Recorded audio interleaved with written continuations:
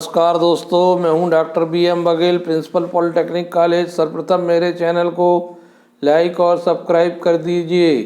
दोस्तों, हम ऐसे स्टॉक ढूंढ कर लाते हैं भविष्य में आपको अच्छा रिटर्न मिल सके, और इसी दृष्टिकोण से हम इन स्टॉक का एनालिसिस करते हैं। आज हमारे रडार में बिरला केबल लिमिटेड है। इसको formerly Birla Ericsson optical limited के नाम से जाना जाता था। दोस्तों, ये केबल बनाने वाली कंपनी है जो दूरसंचार केबल मुख्य रूप से बनाती है। अपनी छतरी के नीचे कॉपर और फाइबर ऑप्टिकल केबल का व्यापक पोर्टफोलियो इसके पास है। ये 1992 में उसने अपना कारोबार स्टार्टेड किया था। टेक्नोलॉजी कोलैबोरेशन और फाइनेंशियल पार्टनरशिप इसने globally renowned arisen network technology के साथ किया, और इनका AB ऑफ स्वीडन ऐसे joint venture company by way of acquiring the share arisen recently Birla cable limited has become a truly global which has reached of more than 60 countries. 60 देशों में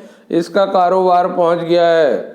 fully capable है ये to cater to all the needs of communication के sector में जो cables लगती हैं उसके लिए सभी प्रकार के सेगमेंट के केबल उपलब्ध कराती है। Birla cable optical and copper telecommunication के आदि प्रोवाइड कर। ये fibre optical cable, specially cable, stainless steel wire around tactical cable, telecom fibre access आदि कंपनी का काम है। में आप ये देख सकते हैं fibre optical cable, specially cable, telecom fibre, सैकड़ों प्रकार की केबल जो है ये एसेसरीज ये है उपलब्ध कराती। Automobile wire, switch board cables, data communication cable, top cable, Cat6 cable, Cat5e with 2F cable. सरकार ये बहुत सारे केबल का व्यवसाय करती है। मध्य प्रदेश के रीवा में इसका रजिस्टर्ड कार्यालय है। तो इस स्टॉक को चुनने के पीछे ये कारण है कि इसको प्राय सभी लोग जानते। स्टॉक प्राइस CAGR बहुत अच्छी है, 10 साल की 27%। ये अंडर वैल्यूड है, अभी में रैली आना बाकी है, धीरे धीरे चलना, लेकिन ये शुरू हो गया है और 100 रुपए इसने पार कर दिया है। 5 दिन में लगभग 9.54% इसने रिटर्न दे दिया है, और एक महीने में 33% रिटर्न आया, सकारात्मक है। और विगत 6 माह से नकारात्मक था, और एक साल में इसने 87% रिटर्न दिया है, जबकि 5 साल में 171%, 215 रुपए तक 22 नवंबर 2018 में ये पहुंच गया था। वहां से ये इसने जो गिरावट ली तो गिरते ही चला गया, और अभी भी इसमें 50% गिरावट बाकी है। पिछले हाई से पिछले हाई के बराबर तो ये जा ही सकता है, इसलिए इस पे नजर रखने की है। लिस्टिंग डेट 1994 की है, 10 जनवरी की, और मार्केट का कैप छोटा सा है, 314 करोड़ का। V Lodha non executive non independent director person है। करंट प्राइस 106 रुपए 80 पैसे चल रहा है, और 52 वीक का 123 रुपए, लो 54 रुपए। स्टॉक प्राइस P बहुत कम चल रहा है, 23.6 का। बुक वैल्यू 58 रुपीज़ की है, और डिविडेंड यील्ड 0.96% है। रिटर्न ऑन कैपिटल एम्प्लॉयड 6.80 का है। रिटर्न ऑन इक्विटी 13% के आसपास है। वैल्यू 10 रुपये है। अपनी लोड एप्ट है। सबसे अच्छी बात यह है कि इक्विटी से रेशो 0.37 टाइम्स है। और नेट प्रॉफिट की बात करें तो पॉजिटिव रिजल्ट आया सितंबर तिमाही में, और नेट प्रॉफिट 976% बढ़ा है। कंपनी ने बहुत पॉजिटिव रिजल्ट 3 क्वार्टर से डिक्लेयर कर रही है। Data turnover ratio half yearly 3.14 times है। स्टॉक टेक्निकली बुलिश रेंज में आ चुका है।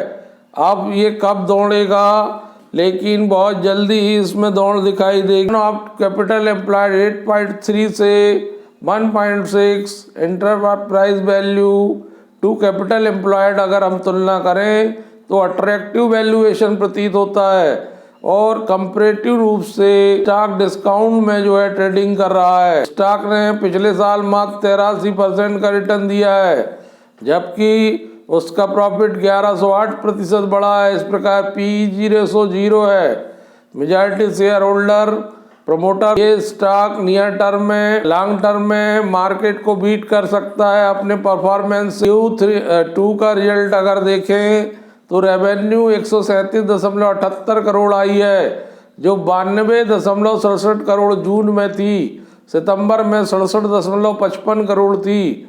तो Q2Q 48.67% और ईयर टू ईयर 103.96% रेवेन्यू बढ़ी है। प्रॉफिट बिफोर टैक्स की बात करें तो 4.75 आया है सितंबर 21 में, जून में 4.23 था और सितंबर 20 में 0.55 था।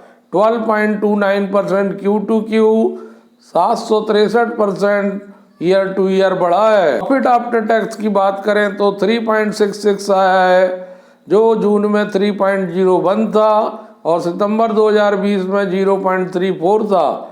21.59% Q2Q, 976% year two year. EPS आया ₹1.22, जो जून में ₹1 था और सितंबर 2020 में ₹11 था, 22 पैसे। Q2Q 11 पैसे ईयर टू ईयर।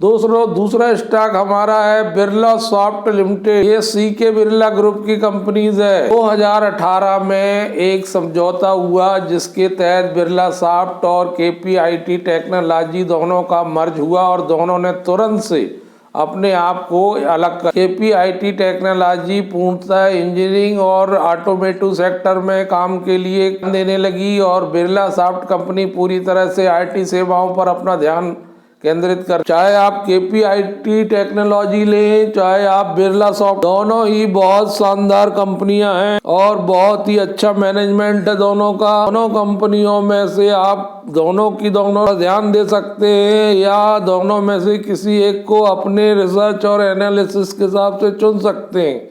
बाकी वर्तमान में शेयर मार्केट में जो रैली चल रही है उसमें दोनों समान रूप से भागीदारी निभा रहे हैं और दोनों समान रूप से भाग रहे हैं और लगता है कि 5 साल में ये आराम से दोगुने हो जाएंगे वर्तमान प्राइस से। भी आप लॉन्ग टर्म नजरिया लेके चलिए। हमारा लॉन्ग टर्म नजरिया 20 साल का रहता है। आप 15 साल इन स्टॉकों को नजर में रख सकते हैं। ये पुणे की कंपनी है, इसका हेडक्वार्टर पुणे में है। IT सेवाओं पर केंद्रित है। सॉफ्टवेयर मीडियम और small, computer software medium and small इसका सेक्टर है। 1990 में ये कंपनी बनी थी और इसकी सहायक company KPIT infosystem Inc, KPIT technology GmbH है। शादी डेट 8/1/2001 की है। Miss Amita Birla, non executive, non independent director, chairperson और रिलेटेड टू प्रमोटर है। ग्रुप A की कंपनी है। इंडेक्स S&P BSE 500 है। Industry IT consulting and software है। दोस्तों, इस कंपनी की सबसे बड़ी विशेषता ये रही कि इसने हमेशा अपने शेयरधारकों को माला माल करने की कोशिश की, इनका रेवेन्यू बढ़ाने की कोशिश की। इसलिए इस कंपनी ने 4 जनवरी 2007 को 1:1 के रेशो से, फिर 13 मार्च 2012 को 1:1 के रेशो से बोनस शेयर अपने शेयरधारकों को इशू किया और कंटिन्यू रूप से 2001 से 2021 तक अपने शेयरधारकों को डिविडेंड भी वितरित कर रही है। कंपनी का मार्केट कैप 15,790 करोड़ है। मिड कैप सेगमेंट की कंपनी है। करंट प्राइस 568 रुपए चल रहा है। आज स्टॉक 4.32% बढ़ा है। 2002 से लेकर अब तक 5,894% रिटर्न दिया। 5 साल में 676% रिटर्न दिया है और 1 साल में 123% रिटर्न दिया है। 6 माह में 45% रिटर्न दिया है।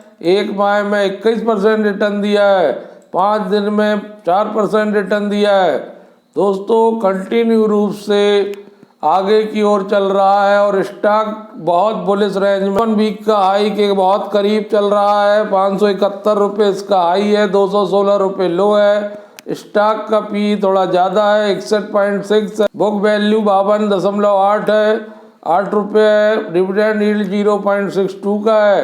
रिटर्न ऑन कैपिटल एम्प्लॉयड बहुत अच्छा, लगभग 20.9%। रिटर्न ऑन इक्विटी 14.8% की है। फेस वैल्यू 2 रुपए की। कंपनी लो डेब्ट है और इक्विटी से 0.26 टाइम रेशो है। पॉजिटिव रिजल्ट डिक्लेयर कर रही है और विगत 7 क्वार्टर से शानदार रिजल्ट आ रहा है। नंबर तिमाही में कंपनी ने profit after tax half yearly देखें तो 216 करोड़ का प्रस्तुत किया है। वो 72% ग्रोन हुआ है। रिटर्न ऑन कैपिटल एम्प्लॉयड 23.45% आया है half yearly. Net sales highest है 111 करोड़ और रिटर्न ऑन इक्विटी 17 से अगर 6.5 प्राइस बुक वैल्यू तुलनात्मक अध्ययन किया जाए तो फेयर वैल्यूएशन प्रतीत होता है। फिर भी स्टॉक हिस्टोरिकल रूप से प्रीमियम पर ट्रेड कर रहा है और स्टॉक ने गत वर्ष 127% का रिटर्न जनरेट किया है, जबकि प्रॉफिट जो है 54% रेज हुआ है। इस प्रकार कंपनी का पीईजी रेशो 0.7 है। बहुत महत्वपूर्ण ध्यान देने वाली बात यह है कि इसमें हाई इंस्टीट्यूशनल होल्डिंग है। 39.35% की इंस्टीट्यूशनल होल्डिंग चली आ रही है। हेल्दी डिविडेंड पे आउट है। एनुअल आधार पर इनका इनकम देखें तो रेवेन्यू 2017 में 3330 करोड़, 2021 में 3555 करोड़ हो गई है। ये एक सुखद बात है।